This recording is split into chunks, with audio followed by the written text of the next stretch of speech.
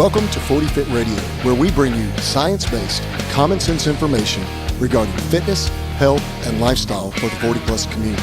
I'm your host, Darren Deaton, doctor of physical therapy with 28 years clinical practice experience, starting strength coach, and certified CrossFit trainer.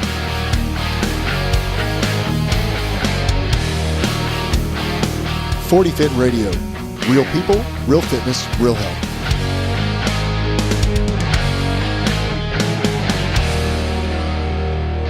All right, guys, so welcome back to the 40 Fit Radio podcast, and today we're going to talk about barbell-phobia. We see it all throughout society.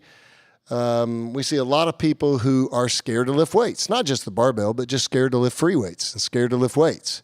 So we're calling this episode Barbell-phobia, and I have my co-host with me, Trent Jones here, and myself, Coach D, and that's what we're going to talk about today. So let's talk a little bit about, first of all, what are some of the reasons for trainees to be fearful? And let's especially talk about masters. Yeah. Over 40 individuals. Because I think we see it in all different age groups, but I definitely see it within my patient population of individuals over the age of 40 to 50, and they begin to say things like this when they come in for treatment. Man, I used to be really strong, but, I don't lift heavy weights anymore because it's, I used to be, or, man, I remember when, or, it's all histrionic. It's all about the past. There's nothing about the older present I get, and the future. the better I was. Yeah, exactly. And so, but there's really no discussion about, what they're doing now, which is really usually nothing. But at the same time, I think I see this within the older population that they seem to shy away from free weight training or especially barbell training because they have this perception that older individuals should not be lifting the barbell. Yeah. One example I see often is, like my mom, she had a herniated disc. 15 years ago? Yeah. Maybe 20 years ago? Yeah. I don't even know at this point. Never lift 10 pounds or it'll break and the her doctor, back never half. lift more than 20 pounds ever. Yeah. For It's going to break her back in half. Yeah, it's just going to snap. Her body is going to fall into two different parts, and you'll see it on the news. You'll see it in the local news. It's like woman's book, back explodes spontaneously. Ladies' hips disarticulate from her upper body, found in two separate parts, alive. Yeah, but all kidding aside, it's we hear this all the time. Just take it easy. I think that's a refrain we hear a lot in the marketing and the media, and kind of don't push anything too hard. So I think one of those reasons we could say it's cultural. I think within Western culture, at least, we want those older individuals to shy away from things that are hard, because we assign that harder things might be more dangerous or that they might be harder on their bodies, and that's not a good thing. And so we want to do easier things. So in our culture, we are a culture of sedentary lifestyles, of ease, of, what's the word I'm looking for? A culture of not necessarily doing hard things. Convenience. Of convenience. Definitely convenience. Microwave society.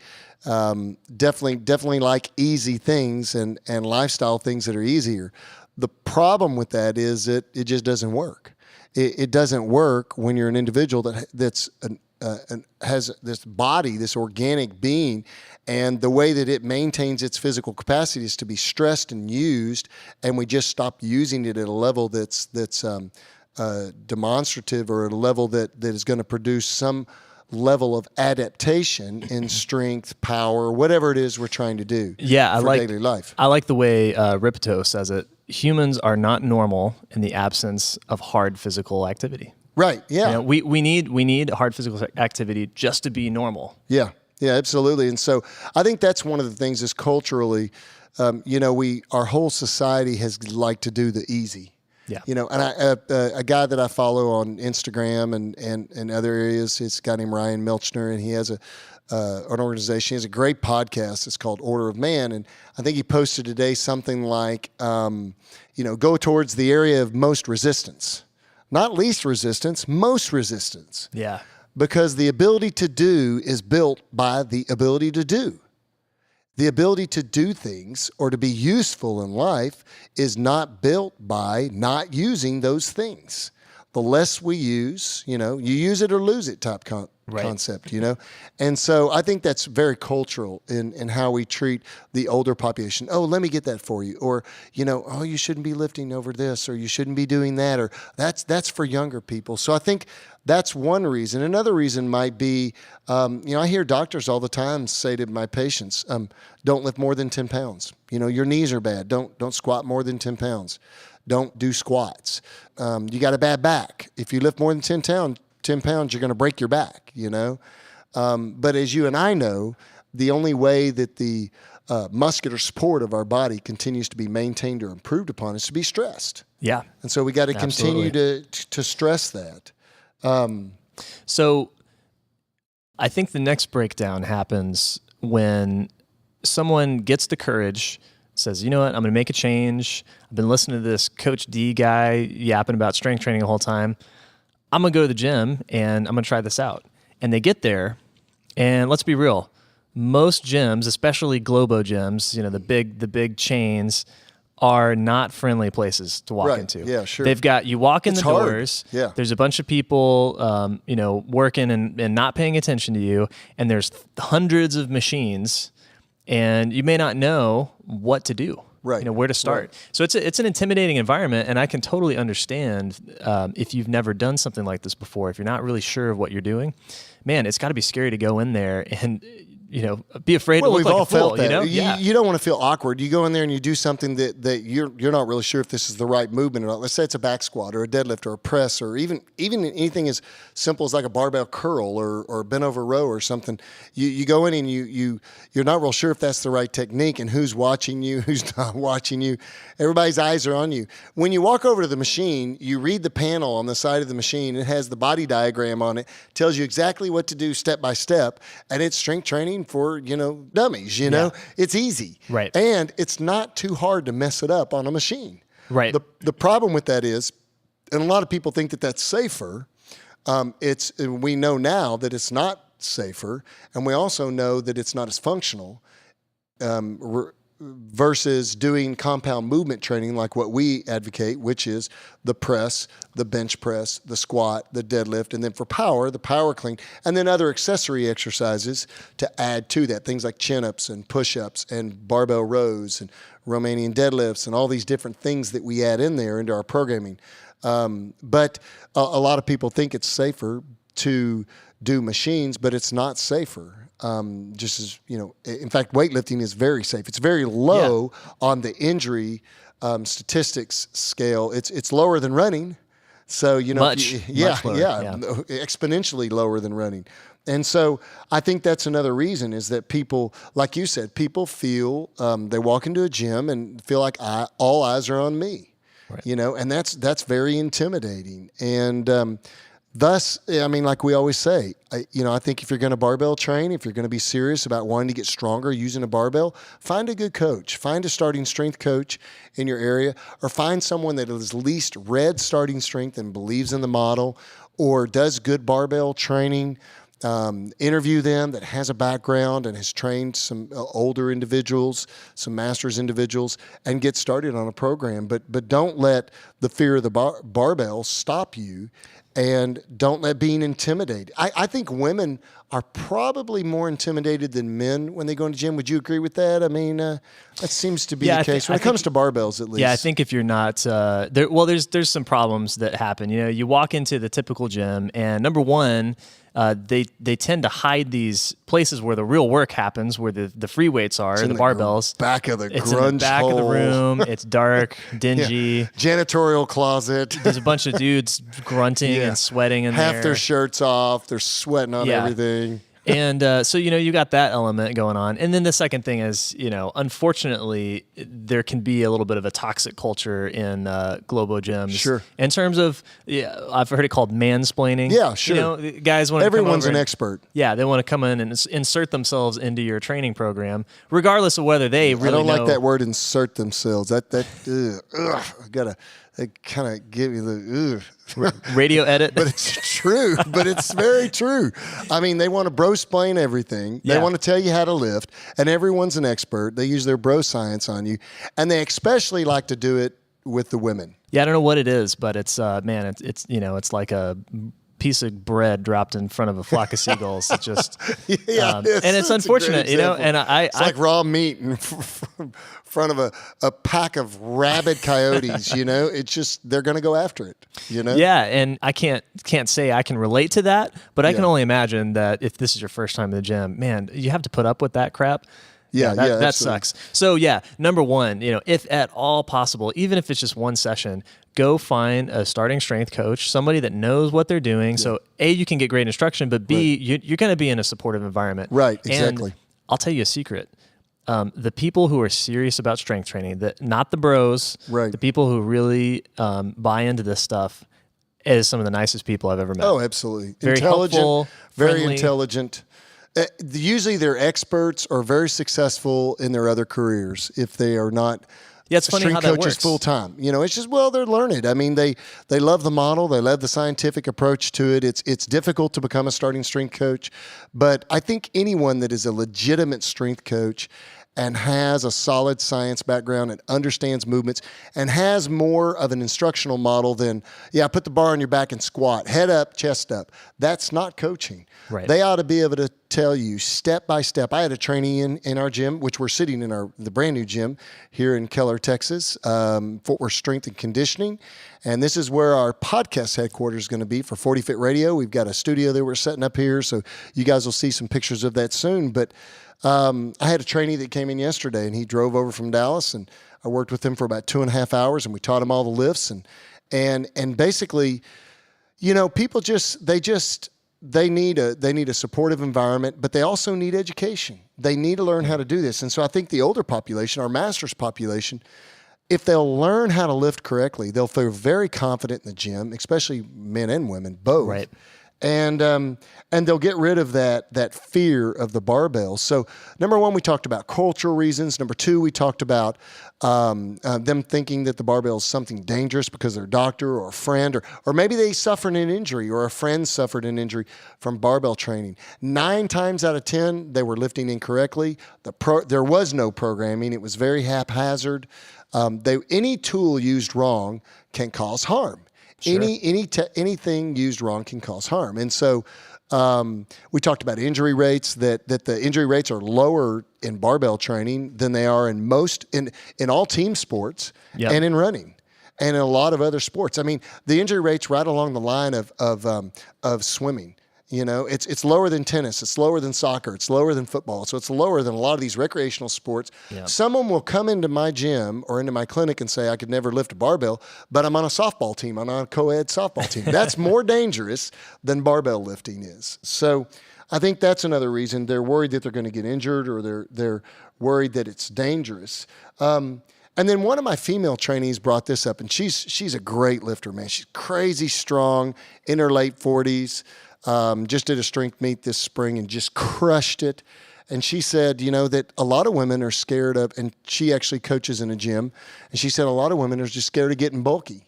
You know, and women in their 40s and above, they're trying to, you know, maintain their body look, and they're trying to get back in shape, and they want to get that moxie back, you know, and they want to get that shape back. And the last thing they want to do is get big. You know, get big and strong, you know? Yeah, I've heard that quite a lot too, from all age of trainees. Yeah, all women. I think that's a misnomer that they're going to get big.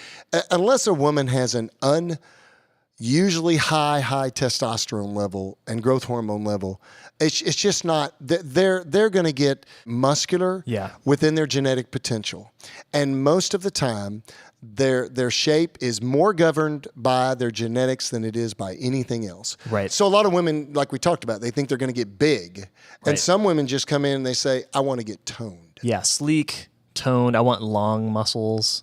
Well, good luck with that. If you're not born with them, you don't have long muscles. Yeah, exactly. But let's talk about what that tone really is, right? So muscle tonus.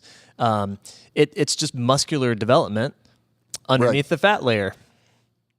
Right. And everyone has a resting. Okay, so muscles, here's a little physiology for you, a little medical stuff. When you're sitting at rest and you're not doing anything, your muscles are not relaxed. Your muscles are actually contracting at a very low threshold rate. And there's electrical activity in the muscle that's maintaining its tone. everyone based on whether they're a trained individual, untrained individual, or whether they're what their genetic potential is. Do they naturally carry more muscle mass and more muscle tone? Some individuals, I mean, look at guys like Herschel Walker, he says he's never touched a weight in his life. I don't know if I believe that, but if that's true, look at his body. Yeah. He naturally carries more hard, lean muscle mass. Guy looks like a statue. Yeah, he does. He looks chiseled. I mean, a lot of that's diet, obviously. The way he looks is his diet too. But I think when you look at that person, you could say that person has a natural higher level of resting tone. But humans in general fall within a certain spectrum of resting muscle tone that's normal. If you take someone and you put them under anesthesia, if you've ever seen someone's facial expressions under anesthesia, they look totally different because those muscles are totally relaxed in their body. And so they sometimes don't even look like the same person, you know? And that's why when people die, when they pass away and you look at their face or their bodies, you see a totally different person because that natural resting tone, which creates kind of their form, then is gone. And you go, wow, they don't even look like the same person. And so our bodies have a natural resting tone that's created by normal human genetics. Now, we can increase the muscle density, okay, the thickness of the muscle based on the unit of surface area by training the muscle. And so then the muscle has a natural increased level of perceived tone. It looks harder. Yeah. And then when we cut the body fat down, boom, we've got this great build, you know. There you go. That's your sleek and toned body. You got to have muscle mass to get it. Yeah, I mean skinny fat to me is it's skinny fat. You know, if you look at runners who just run all the muscle off their bodies, they may be really lean, but then you look at their legs or their arms or their back and they don't have any muscle tone. And I'm not against running or marathoners or anything like that. I'm just saying, get a balance. Yeah. You know, let's get some muscle mass on that frame. And I don't know. I think that muscle mass is so much more. It has the look of youth more than anything else. Probably three things create a youthful look. Number one, it'd be your skin quality of your skin, how it's aged, and how well you take care of it. Number two would be your posture, how you carry yourself. And then number three would probably be your muscle tone, you know, and some of that is based on your posture. You know, it's your natural form or shape. And those three things really create the look of youthfulness. And I think we're all looking for that who are over our 40s. You know, we're all looking to not necessarily look like we're 20. I mean, I know I don't look like I'm 20, but not a day over 30. Gee, thanks. Coming from the guy that's 29, almost 30, right? When will you be 30? That's right. I'm not telling you. You dirty dog. Okay, so we always want to provide you guys with practical ways that we can empower you to actually get out there and do this stuff. So we don't want you to be afraid of the barbell and have barbell-phobia. So, you know, some of the things that Trent and I mentioned earlier. Number one, go on startingstrength.org and look for a starting strength coach in your area. Another place if you can't find a starting strength coach like in your state or in your local area, find the closest one that you can to your location and just reach out to them, email them. I guarantee you they're going to have a way to tie you into someone somewhere in a community where you can start barbell training if you want to. You're going to be better off doing that than trying it on your own. They're going to have some resources potentially that you might not have just because of the community, the larger community, or the community at large of barbell gyms. And they might know some good barbell gyms in your area with people who use the method. And so they can tie you into that community. So the number one thing you really need to do is hopefully find a good barbell coach. Yeah. And that doesn't have to be real expensive. You can just do a startup session with them, and then you could just do follow-ups or once every 2 or 3 weeks or once a month, or you could do online coaching with Starting Strength Online Coaching. And that's startingstrengthonlinecoaching.com. That's very reasonable for what you get. It's a crazy good value, and all the coaches are starting strength coaches. And the other thing, so we talked about get a coach. The second thing would be find these communities Right, where there's right. barbell lifting going on. They're out there. Yeah. Sometimes they're a little bit harder to find because they tend to be smaller communities. And again, this is where a coach may be able to point out some good lifting communities. Honestly, Facebook too. Facebook is great. The Starting Strength Facebook page. Yes, yeah. Because you can get form checks there, and there's starting strength coaches that oversee that. And right, exactly. And you can also, that's a good place to ask, hey, here's where I live in this city. Does anybody know any good places to train? They can point you in the right direction. But the point being is, if you find a supportive community that gets what you're trying to do, then you'll be you'll be in a much better position for success. And it takes a lot of the anxiety and the stress off of you. Like I said earlier, some of the nicest people I've ever met are some of the strongest squatters in the gym. And I think part of that is that all the people who have done barbell training have been humbled by the bar at some point or another. We all face that. And there's a certain humility that you get, and there's a respect. I know that regardless of if I see somebody that's brand new in the gym, I look at them and I see, like, regardless of where they're starting, I know how hard they're working and how hard it is. Absolutely. And I respect that. I respect just coming in and I respond to that. I'm always willing to help, and I think pretty much everyone I've met in our community is. Yeah, I think it's very welcoming when you walk into a group of community guys. Maybe it's a community workout, or if we're going to have community workouts at our new gym here, where on Saturdays we'll invite people up, and people either do starting strength or use other barbell training or do whatever they do. They can come in and lift with us. And I think there's value into walking into a group of like-minded people, and you don't feel so awkward anymore. You don't feel like you're the which one of these things is not like the other. You don't feel like that. You feel more like everyone else, and that's important. I also find that, I had a female trainee recently, earlier this week. She's coming in today, actually, to do a follow-up. And I know after that one session, she feels more confident.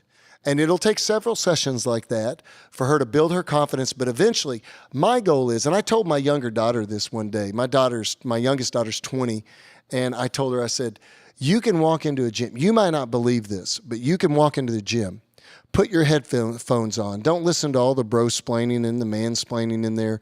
Put your headphones on. Don't make eye contact. And you can probably lift better than 99.9% of the guys in that gym. Yep. Because she's been taught. Right. She can squat, press, deadlift, and bench press better than most men. So gender has nothing to do. In fact, women are easier to train. They are easier to teach the movements than men are. They naturally have better movement than men do, or at least I find that too. And they don't have a lot of the old bad habits. Well, I used to squat like this, or I used to press like this. So they're a great candidate to do very well under the bar. But I think that as they build their confidence, my goal is for trainees is to be able to go into any gym across the world that's a barbell gym, walk up to a rack and act like they own it. That's the goal. Let them be confident and have fun doing it, get crazy strong along the way, and fit and healthy and look youthful and have a great time doing it. And fear, the only thing that's scary now is when you hit that heavy load one day, you better make sure the safety bars are there. Otherwise, fear is no longer an issue, and you're just rocking and rolling and doing what you do. My goal in this podcast, for this particular podcast, is to help people get off the couch and fight the fear of the barbell-phobia, and to go out there and start lifting some barbells, lifting some free weights, getting back in shape, and doing it in a good manner, and not let the fear of going into the gym and getting started stand in the way of your health, your longevity, your quality of life, and your ability to be more useful in general. Amen. All right, we're done. All right, thanks, guys. As always, come check us out on Instagram at 40Fit Radio. Go leave us some questions. Tell us about some of your strategies. What got you in the gym? What got you motivated to go out and change your health for the better? So you can do that at 40Fit Masters Community. And otherwise, we'll see you next time.